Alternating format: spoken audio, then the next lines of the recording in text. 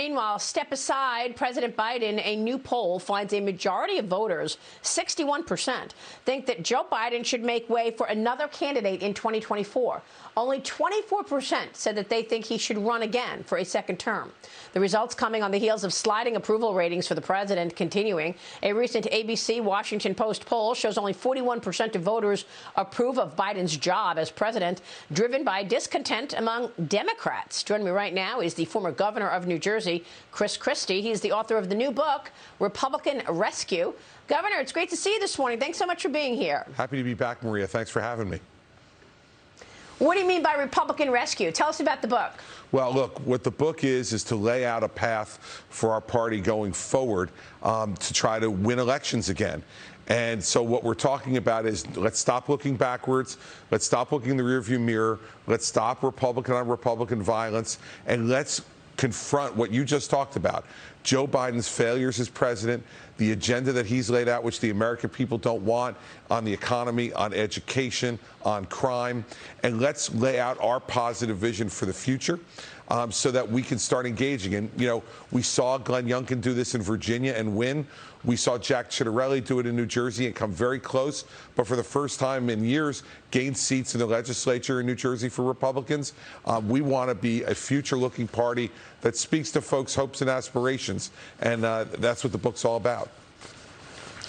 You know, you would think that those victories and close calls in New Jersey and Virginia would have been a wake-up call, right? I mean, you would have thought that they have Democrats on edge. The ABC poll found in the midterm elections, you are seeing 51% of registered voters would vote Republican, 41% for Democrats, and yet, Governor, they're still driving through this massive spending package, talking about this Build Back Better agenda. You know, the Committee for a Responsible Budget is saying that it costs $5 trillion. Nancy Pelosi wants a vote as soon as possible, and Joe Biden told us yesterday it doesn't cost anything. Well, look, I thought that your interview with Mark Zandi was really telling, Maria, because, you know, that shows somebody who really doesn't understand politics. If you think for a second they're going to start giving away benefits and then taking them back, tell me when in American history that's ever happened. And so what we're talking about in terms of the cost, it's much more like what you're talking about than what they're saying at $1.75 trillion, which, by the way, is still more than double the recovery plan that Barack Obama put in place after the bank's meltdown in 2008. This is a ridiculous amount of money. And the American people are looking at this and saying, how do we pay for it? And they're looking at inflation and saying, if this is driving further inflation, which it clearly will, even Larry Summers says that, if it's going to drive further inflation, we don't want it. And so, you know, I think we got to be standing up as a party. That's why it's so important, Maria, for us to look forward, to be arguing about this now, focusing on Joe Biden. The other problem, as you know, Joe Biden campaigned as a unifier and a centrist, and he's governing to the left of FDR. The independents have seen that, and they're abandoning him in droves. That's why those poll numbers are so bad and unlikely to get better anytime soon. Yeah, I mean, you make so many great points. Look, it doesn't bring me any joy to struggle to find any successes here, but I can't find any successes. And the issue is that you've got crises in foreign policy like the wide open border or the botched withdrawal from Afghanistan. But now the domestic issues are really front and center. And that has, you know, everyday kitchen table items in front of people where people are recognizing, oh, God, this affects me. You've got the highest Thanksgiving in terms of cost that we've seen in decades. And then there's kids. The FBI targeting parents using counterterrorism tools. This bombshell memo shared by a whistleblower where the DOJ wants to use the same tools we use for terrorists. The memo was dated October 20th, and it directs the Department of Justice to investigate parents that the National School Board Association labels domestic terrorists. As you know, the very next day, AG Merrick Garland testified that the DOJ was not using counterterrorism efforts against parents, but we still have the memos that indicate otherwise. Listen to this. Got to get your reaction. Watch. Sure. I can't imagine any circumstance in which the Patriot Act would be used in the circumstances of parents complaining about their children, nor can I imagine a circumstance where they would be labeled as domestic terrorism. And yet, Governor, the AG released another controversial memo just last month targeting parents, sicking the FBI on them, saying that there are threats against school board members and the FBI will respond. Your thoughts on this issue? Look, this to me is the most important domestic issue that the Republican Party should be discussing over the course of the next year, because it's bigger than what you just talked about is awful, and targeting parents who are objecting to what school boards are trying to shove down their children's throats is restricting their First Amendment rights and their rights as parents to be involved in their children's education. But that's what we've got to be talking about as Republicans, Maria. We've got to be talking about the fact that if we have to choose between parents deciding what their children will learn or the teachers' unions in this country shoving a curriculum down their throat with things like you judge the person sitting next to you by their race, that America is not still the place where the American dream can be realized, where you need to be skeptical about America's future. These are awful things that the American people don't want being taught in their schools. We need to be the party of parental choice in education and parental involvement in education. And that's going to make the education system better, stronger, and our education better for our kids. And the Republican Party should be the party talking about that every single day between now and midterm election next year.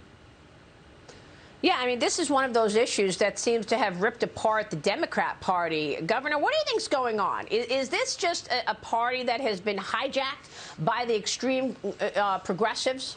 It is, Maria. Look, Joe Biden won the nomination, but he handed it over to Bernie Sanders and Elizabeth Warren as payment for getting it.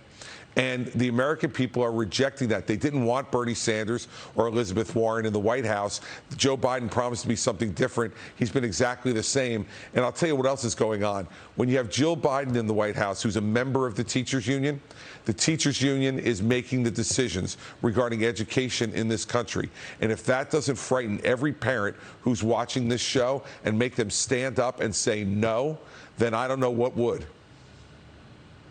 Yeah, I mean, look, Randy Weingarten was the speaker at Terry McAuliffe's, his last fundraiser and, big to-do right before the election. So obviously he's not seeing it that way. There is a tone deafness going on right now within the party because what you're saying is right, and yet they're still pushing these policies.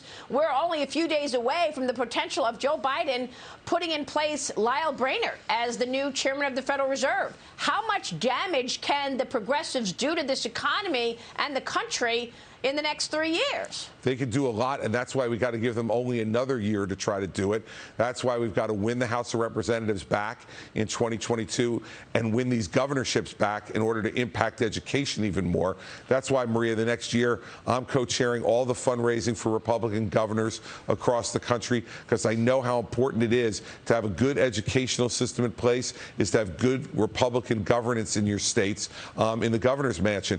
And we have to win back the House to stop these crazy economic policies that Joe Biden's trying to put forward. And they're rushing right now, Maria, because they know they've overreached, and they know they're going to lose the midterms in 2022. And we're going to have a Speaker McCarthy in the House of Representatives, not Speaker Pelosi. That will be a good day to stop all the craziness that Joe Biden's trying to push through here. But we got to keep fighting right now, because he's going to try to do it between now and next January. Yeah. Do you think that the sentiment has changed within your state? I mean, obviously, we saw this close call with Jack Ciattarelli. What's the sentiment right now for New Jerseyans, you think? And is that emblematic of more and more states in the country? Well, it is, Maria, in this respect. As you know, New Jersey is a very blue state. And so in a blue state like New Jersey, when you're having an uprising because of those two issues, taxes and spending, and the education issue, which is what drove the race in New Jersey, what drove the race in Virginia. If that's happening in blue states like New Jersey and Virginia, imagine what's going to happen in swing states around this country. And so what we need to do, though, Maria, is to be speaking to those issues, not speaking to the past, not looking in the rearview mirror, but speaking to these issues that Americans care about around their kitchen table right now.